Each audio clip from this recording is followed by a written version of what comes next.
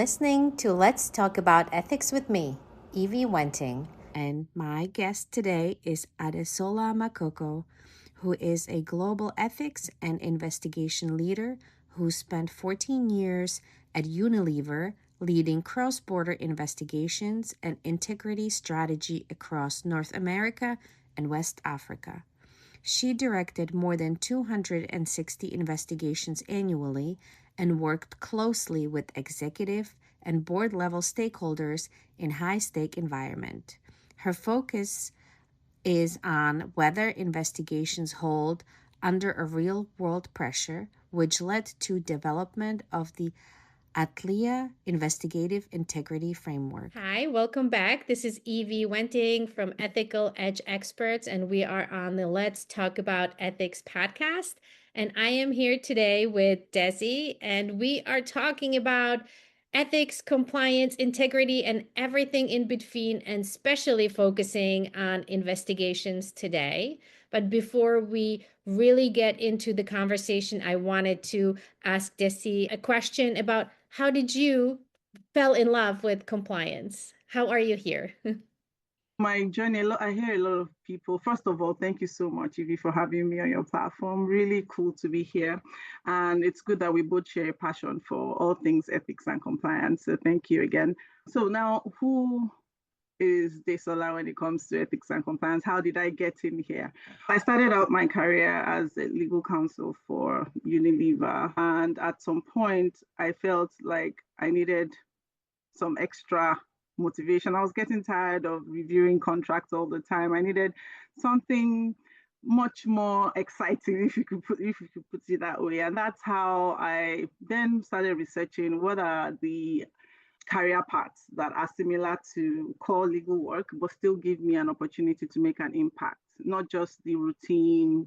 Contract is basically checklist based. There's some risk, but usually you can anticipate what you will see in standard contracts and all of that, negotiations and all. And that's how I found risk. Then it was called risk and compliance, risk management. And I was like, all right. So I took a certification training in risk management. I liked what I learned from that certification. And then at some point, I reached out to the finance director at the time, who was double hatting as the code officer.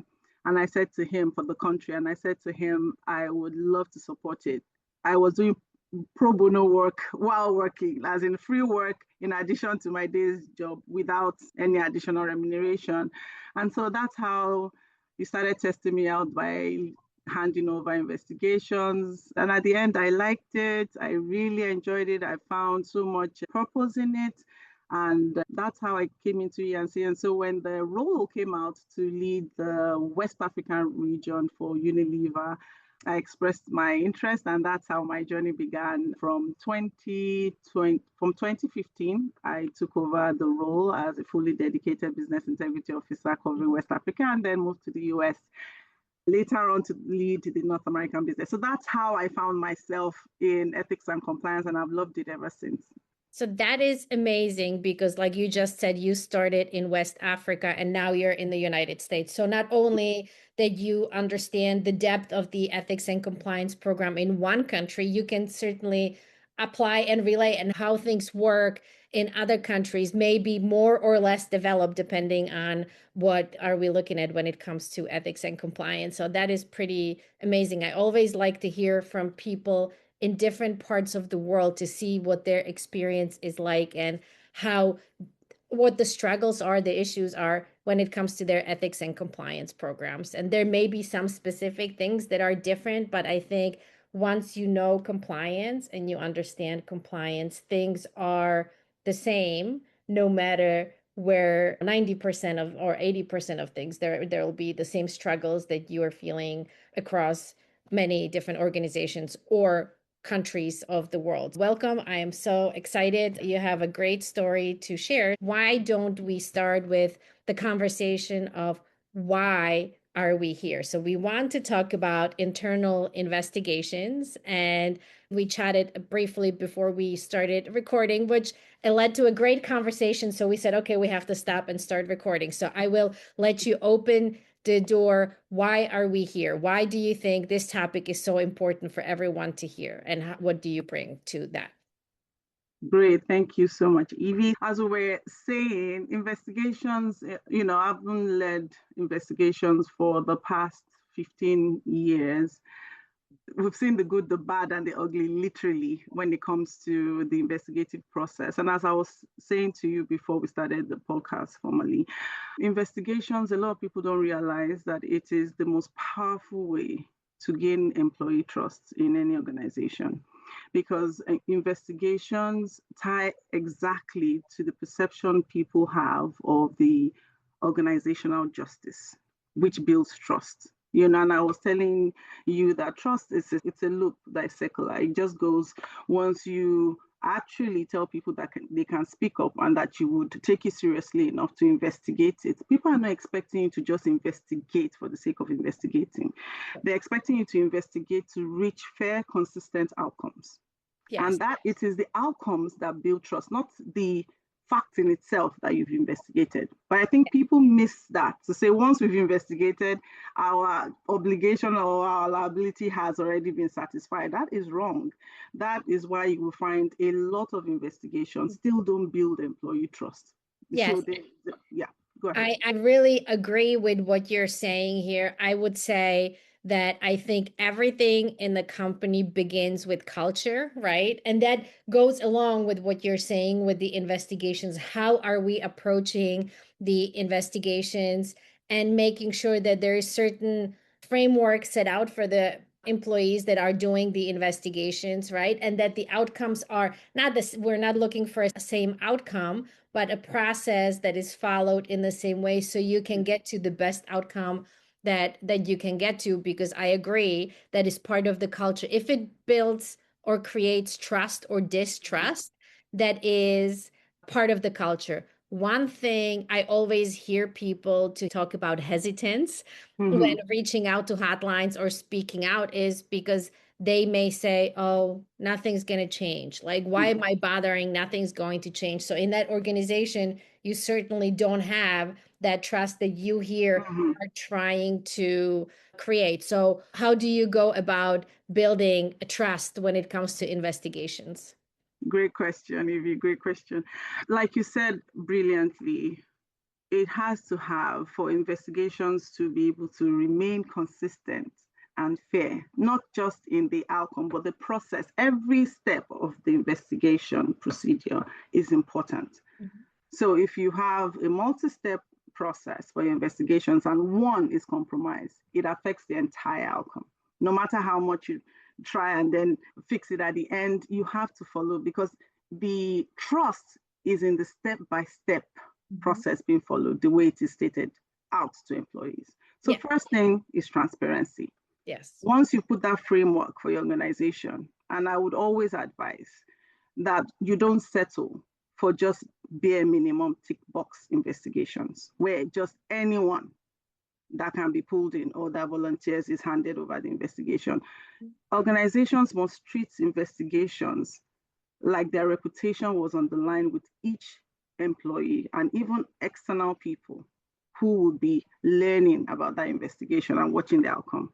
If people felt that the process was transparent for people to be able to see and assess, they will treat it differently in the way they go about it. So first is to have a framework. And I've developed something over, using my 15 years plus of my experience, not just within the US, North America, but across Africa and other regions. And that framework, I'll share with you probably after this podcast. We can definitely circulate to those who may be interested.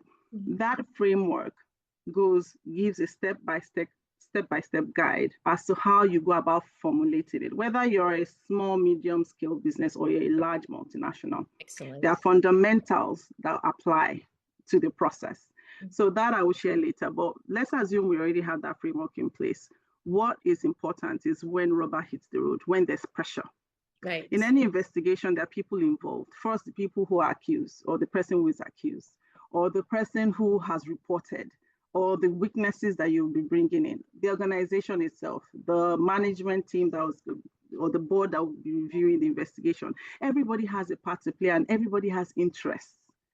And those interests, sometimes they collide. That's the real world truth.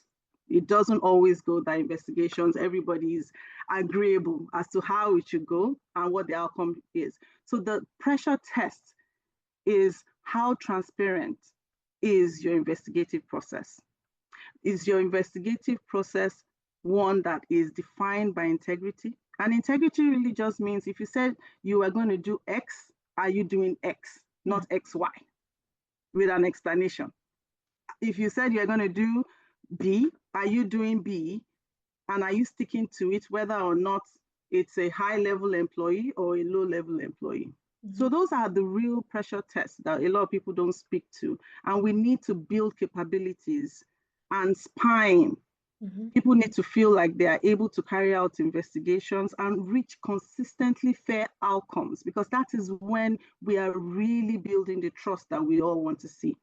So now, to your point, how do we then make it transparent? When you have a framework, you have to make sure that your employees know the framework. It shouldn't be something buried in someone's table, buried in someone's drawer, or just posted or pasted on the wall in the HR office. It should be something that employees can access, whether they are shop floor employees or the people working in the corporate offices. It should be accessible. So you have the framework already publicized. People know where to go, just like they know how to reach your hotline. They should know how their investigations are going to be conducted. Who is leading it? Who is responsible? That is how you start to get the buy-in. The trust starts from the onset. How transparent are you? You carry them along. You tell them how long it takes. You tell them who investigates. You tell them how they're going to be kept informed, updated about the investigation. You tell them how you preserve the integrity in terms of confidentiality, in terms of how you maintain zero retaliation for reported cases. You tell them who is responsible for reaching those decisions. All of that, there's so much more, and I'll share it, like I said, when we have opportunity to delve more into the framework. But all of this tells the employee that they know what they're going into and what they can expect. That's the first level. Second level then is avoiding conflicts of interest. That's something a lot of people don't talk about. Oh yeah, it is always very important. I said that it can either make or mar an investigation. How you select, one, the people to investigate, two, the people to review the investigation and take a decision. So those are, yeah, go ahead. Yeah, let's pause right here because a couple of things you're saying and my brain is going. So number one is, yes, having a clear guideline of what the investigation or the expectation is great. In some of the companies that I work with, we would establish something like investigation policies for employees to know what the process was. That was one, but then we also had a separate one, an investigation policy that described how an investigation was conducted that was meant for the people who were doing the investigation so that everyone was on the same page. So I think that's really great, but I don't see it in many organizations, but maybe having a policy and then setting or doing training about those policies to the organization, the employee side and the investigator side is really important.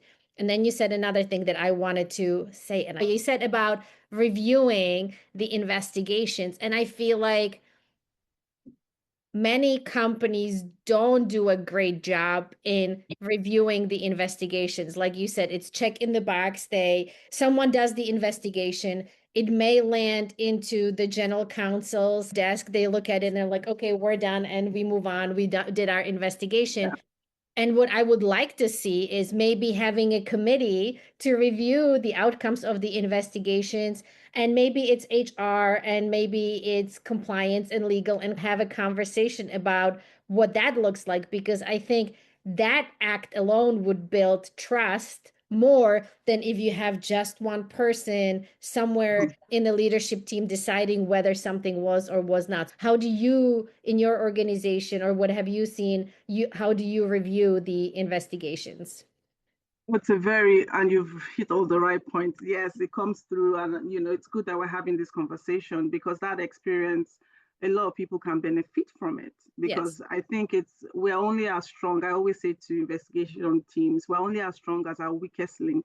Yep. So even if you've done 1,000, and I've done annually, I was covering over or leading over 260 investigations. So it's a lot to do and a lot to ensure doesn't go wrong. And I said, we are only as strong as our weakest link. If one investigation team doesn't get it right, even if 99 of maybe 100 investigations, 99 of it was done right, but one was done wrong, it can undo all of the trust the 99 done well had built.